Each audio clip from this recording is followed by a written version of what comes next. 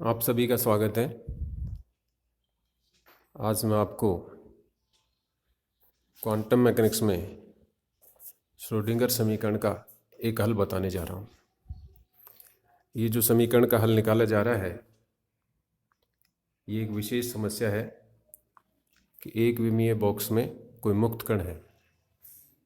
तो उस एक विमीय बॉक्स में जो मुक्त कण है उसका तरंग फलन क्या होगा और उसकी ऊर्जा क्या होगी, ये दो चीज़ें हम श्रोडिंगर समीकरण का हल करके ज्ञात कर सकते हैं। तो इस बॉक्स के लिए श्रोडिंगर की समीकरण लिखेंगे, उसका हल निकाल लेंगे और इस हल से हमको तरंग फलन और ऊर्जा दोनों प्राप्त होंगे। तो चूंकि ये एक विमीय बॉक्स है, इसलिए इसमें एक विमीय श्रोडिंगर समीकरण लागू होगी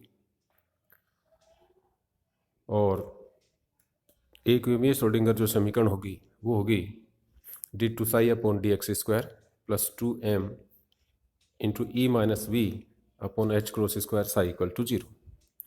अभी जो पार्टिकल है, इस बॉक्स में अगर कोई पार्टिकल है वो मुक्त कण है, तो उसके लिए स्थितिज ऊर्जा का मान या उसके विभव का मान v इक्वल टू 0 होगा।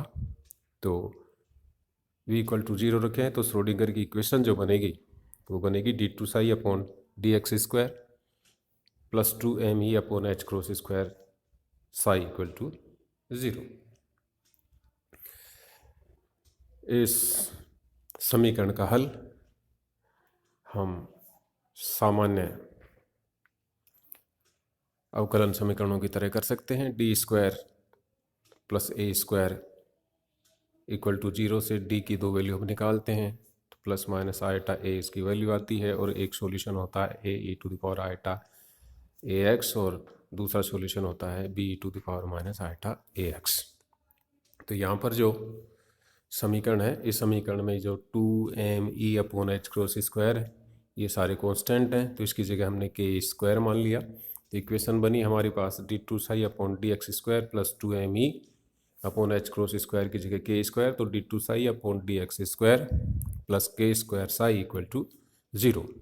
अब ये सिंपल हार्मोनिक ऑसिलेटर की या d² plus a² equal to 0 वाली इक्वेशन बनी और इसका हल सीधे हम लिख सकते हैं psi equal to a sine kx plus b cos kx। तो इसमें a और b दो अननोन कोफिशिएंट्स हैं जिनका मान हम सीमांत शर्तों से निकाल सकते हैं। तो यहाँ दो सीमांत शर्तें होंगी, बाउंड्री कंडीशन दो होंगी। पहली ये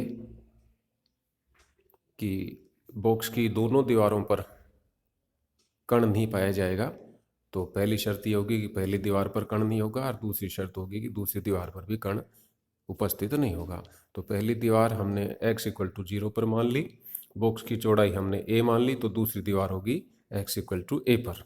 तो पहली शर्त हो गई x इक्वल टू 0 पर कण अनुपस्थित है, तो कण अनुपस्थित है तो उसका तरंग फलन भी शून्य होगा। तो x इक्वल टू 0 पर साई इक्वल टू 0। तो ये psi equal to a sine K X plus b cos K X में ये वैल्यू रखें, तो हमारे पास 0 इक्वल टू 0 प्लस b, तो यहाँ से b इक्वल टू 0 आ जाता है और हमारे पास तरंग फलन प्राप्त हो जाता है psi equal to a sine K X, b equal to 0 रखने पर। अब दूसरी शर्त फिर रख देते हैं कि दूसरी दीवार पर भी कण का तरंग फलन शून्य होगा, तो x इक्वल टू a पर साई इक्वल टू 0। तो ये वैल्यू रखें तो 0 इक्वल टू a साइन के ए। अब a साइन के ए इक्वल टू 0, तो इसमें a can not be equal to 0 कि a यहाँ पर शून्य नहीं हो सकता क्योंकि b तो शून्य आ गया है। अगर a भी शून्य होगा तो कण का तरंग फलन शून्य हो जाएगा, जो कि संभव नहीं है। अगर कण है तो उसका तरंग फलन शून्य नहीं हो सकता, तो a 0 नहीं हो सकता। तो फिर साइन के ए इक्वल टू 0। अब जब साइन के ए इक्वल टू 0 तो फिर k a equal to n pi और k equal to n pi upon a, जहाँ पर एन का मान 1 2 3 4 एंड सो ऑन। यहाँ पर भी एन का मान 0 नहीं लेंगे क्योंकि एन का मान 0 ले लेंगे तो पुनः साइन 0 0 होता है, तो तरंग फलन शून्य हो जाएगा। तो एन इक्वल टू 0 यहाँ भी नहीं लेते, तो हमारे पास के का मान आ गया एन पाई अपॉन ए। तो ये वैल्यू रखेंगे तो हमारे पास तरंग फलन आ गया psi equal to a sine n pi x upon ए।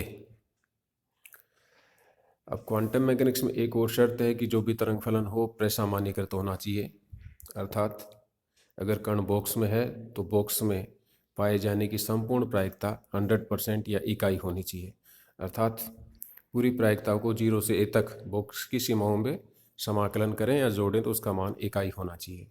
तो 0 to a psi star D X should be equal to 1। तो इसमें साई और साई का स्टार साई का संयोग में रखें तो साई चूंकि a साइन की एक्स है, में सभी राशियां वास्तविक हैं तो साई स्टार भी साई के बराबर होगा, तो साई स्क्वायर हो जाएगा। तो a square sine square n pi x upon a integration 0 to a equal to 1। A square constant है, ए स्क्वायर कॉन्स्टेंट है तो a square integration sine square n pi x upon a equal to 1। तो sine square theta का जो integration होगा वो upper limit का half होगा, तो अपर लिमिट है ए यहाँ पर, तो इंटीग्रेशन हो गया ए बाई 2। तो capital A square into A by 2 is equal to 1 और A equal to √2 upon A, और ये मान रख दें तो हमारे पास साई का मान प्राप्त हो जाता है √2 upon a sine n pi x upon ए, जो कि एक विमीय बॉक्स में कण का तरंग फलन रिप्रेजेंट करता है। अब हम निकालते हैं ऊर्जा। तो ऊर्जा निकालने के लिए जो 2m e upon H cross square equal to K square हमने माना था, तो अब चूंकि के स्क्वायर या के का मान हमने निकाल लिया है तो के का मान यहाँ पर रख देंगे। तो के का मान आया है n पाई अपॉन ए, तो ये मान रखेंगे तो 2m e upon H cross square equal to n pi upon a का होल स्क्वायर, और यहाँ से e equal to n square into pi square H cross square upon 2m a square. इसको e न लिख करके नीचे सफिक्स लगा करके ई एन लिख देते हैं, जो कि रिप्रेजेंट करता है कि बहुत सारे ऊर्जा स्तर होंगे n के अलग अलग मानों के लिए, और उन ऊर्जा स्तरों की ऊर्जा भी अलग अलग होगी। तो चूंकि यहाँ पर n का मान हमने 0 नहीं लिया है, 0 नहीं हो सकता, तो n का न्यूनतम मान 1 होगा। तो न्यूनतम ऊर्जा जो होगी n इक्वल टू 1 के लिए E1 कहेंगे उसको, और वो होगी pi square H cross square upon 2m a square. n equal to 2 के लिए तो n की वैल्यू 2 रखेंगे तो 4 पाई square H cross square upon 2m a square, अर्थात E1 की 4 गुनी। इसी तरह E3 की जो वैल्यू आएगी वो 9 टाइम्स ऑफ E1 और E4 16 टाइम्स ऑफ E1, यानी कि जो ऊर्जा स्तर होंगे न्यूनतम ऊर्जा होगी E1, फिर अगला ऊर्जा स्तर होगा 4 E1 पर, उससे ऊपर जो ऊर्जा स्तर होगा 9 E1 पर, फिर 16 E1 पर एंड सो ऑन। तो ये चीज़ हमको बताती है कि एक विमीय बॉक्स में कण के ऊर्जा स्तर विविक्त होते हैं या क्वांटित होते हैं, अलग अलग ऊर्जा स्तर होते हैं, सतत नहीं होते। तो ये विशेष परिणाम है जो क्वांटम मैकेनिक्स से प्राप्त होता है कि एक विमीय बॉक्स में कण के जो ऊर्जा स्तर हैं वो विविक्त या क्वांटित होते हैं। अब इसका अगर हम 3D एप्लीकेशन लें कि बॉक्स 1D की बजाय 3D हो, तो फिर ये जो बॉक्स है 1D में 0 से a तक हमने इसकी लंबाई ली है, तो फिर 0 से b इसकी चौड़ाई हो जाएगी, 0 से c इसकी ऊंचाई हो जाएगी, अर्थात ABC लंबाई का एक बॉक्स हो जाएगा जिसकी लंबाई चौड़ाई ऊंचाई हो जाएगा ABC। तो फिर तीनों दिशाओं के लिए श्रोडिंगर की समीकरण लिखी जाएगी या कंबाइंड 3D श्रोडिंगर समीकरण लिखी जाएगी, del square psi plus 2m e upon H cross square psi equal to 0। तो ये जो डेल स्क्वायर है इसमें तीनों डिफ्रेंशिएशन है, delta psi delta 2 psi upon delta X square, delta 2 psi upon delta Y square, delta 2 psi upon delta Z square. और यहाँ जो साई है वो साई तीनों वेरिएबल्स का फंक्शन है, यानी कि psi is a function of X Y and Z. तो तीनों दिशाओं के लिए ये श्रोडिंगर की इक्वेशन लिखेंगे, तीनों दिशाओं में श्रोडिंगर की इक्वेशन को हल करेंगे तो ये हल उसी तरह आएंगे जैसे एक विमीय में आए थे, √2 upon a sine n pi x upon ए। तो अब यहाँ पर तीनों दिशाओं के लिए लेंगे तो हमारे पास जो हल प्राप्त होंगे वो प्राप्त होंगे एक्स दिशा में √2 upon a sign n1 pi x upon A, Y दिशा में √2/b, चौड़ाई b है, वाई दिशा में विमा b है, तो √2/b sign n2 pi y upon b, और z दिशा में √2/c साइन n3 पाई z अपॉन c, और कंबाइंड फंक्शन इन तीनों फंक्शन के गुणा के बराबर होगा। हमारे पास कंबाइंड जो फंक्शन हो गया psi equal to √8/abc sine n1 pi x upon a, sine n2 pi y upon b, sine n3 pi z upon c. यहाँ पर n1 n2 n3 तीनों की वैल्यू एक विमीय में n की तरह 1 2 3 4 यानी कि प्राकृत संख्याएं होंगी 1 2 3 अप टू इनफाइनाइट, और यहाँ n1 n2 n3 तीनों में से कोई भी शून्य नहीं होगा। तो इस तरह हमारे पास ये तरंग फलन 3D बॉक्स के लिए आ जाता है। और 3D बॉक्स के लिए अगर कण की बॉक्स में ऊर्जा का मान निकालना चाहें तो फिर उसी तरह से 2me/h cross square equal to k square रखेंगे। तो यहाँ पर जो k स्क्वायर होगा वो k स्क्वायर होगा kx square plus ky square plus kz square, यानी x दिशा में kx स्क्वायर प्लस y दिशा में ky स्क्वायर प्लस z दिशा में kz स्क्वायर। और इन तीनों के मान 3D के हिसाब से जैसे एक विमीय में आए थे, तो यहाँ kx की वैल्यू होगी n1 pi upon a, ky होगी n2 pi upon b, kz होगा n3 पाई अपॉन c। तो 2me/h cross square equal to n1 pi upon a का square plus n2 pi upon b का whole square plus n3 pi upon c का square. और यहाँ से e या en की value pi square h cross square upon 2m into n1 square plus n2 square plus n3 square. तो n1 square के साथ upon a square, n2 square के साथ upon b square, n3 square के साथ upon c square, यानी कि पाई square h cross square upon 2m into n1 square upon a square plus n2 square upon b square plus n3 square upon c square, ये ऊर्जा हमको प्राप्त होती है। अगर हम इस बॉक्स को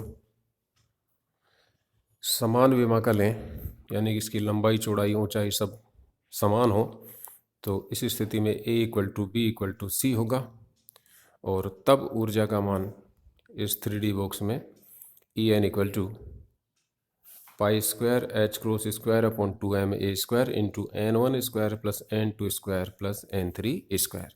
यहाँ से हम देख सकते हैं ये ऊर्जा का मान उसी तरह आता है जैसे 1D में आता है। वहाँ पर पाई square h cross square upon 2m square into n square आता है, और यहाँ पर n स्क्वायर की जगह n1 square plus n2 square plus n3 square आता है। अब एक विशेष स्थिति है कि अगर n1 n2 n3 के कुछ विशेष मानों के समुच्चय लें जिससे हम एक ही ऊर्जा प्राप्त कर सकें, या हम एक ही ऊर्जा के मान, जैसे हम लें En इक्वल टू 9E1, तो 9 के लिए n1 n2 n3 के 3 सेट हो सकते हैं कि n1 का मान 2 हो, n2 का मान 2 हो और n3 का मान 1 हो। तो 2 2 1 या 2 1 2 या 1 2 2 तीनों ही स्थिति में n1 n2 n3 के मान अलग अलग हैं, लेकिन तीनों ही स्थिति में कुल ऊर्जा का मान 9E1 आता है। तो ऊर्जा तो हो गई समान 9E1, लेकिन n1 n2 n3 के मान अलग अलग होने से तरंग फलन हो गए अलग अलग। तो एक ही ऊर्जा स्तर के लिए एक से अधिक तरंग फलन प्राप्त हो गए। तो अगर इस तरह की स्थिति आती है कि एक ही ऊर्जा स्तर के संगत अगर कई तरंग फलन प्राप्त होते हैं, तो वो ऊर्जा स्तर अपभ्रष्ट ऊर्जा स्तर कहलाता है, डीजेनरेट एनर्जी लेवल कहलाता है, और ये स्थिति अपभ्रष्टता कहलाती है, डीजेनरेसी कहलाती है। तो 3D बॉक्स में जो ऊर्जा स्तर हैं वो डीजेनरेट होते हैं, यानी कि एक ही ऊर्जा स्तर के लिए हमको एक से अधिक तरंग फलन प्राप्त होते हैं। तो अगर एक ही ऊर्जा स्तर के लिए एक ही तरंग फलन हो, तो इस स्थिति को हम अन अपभ्रष्टता कहते हैं, नॉन डिजेनरेसी कहते हैं, और ऊर्जा स्तर को हम अनपभ्रष्ट नॉन डिजेनरेट एनर्जी स्टेट कहते हैं। तो ये जो अपभ्रष्टता है, डिजेनरेसी है, ये 3D बॉक्स के लिए विशेष परिणाम है। 1D बॉक्स में जो ऊर्जा स्तर हैं वो अनपभ्रष्ट होते हैं, जबकि 3D बॉक्स में जो ऊर्जा स्तर हैं वो अपभ्रष्ट होते हैं। आज के इस लेक्चर में इतना ही।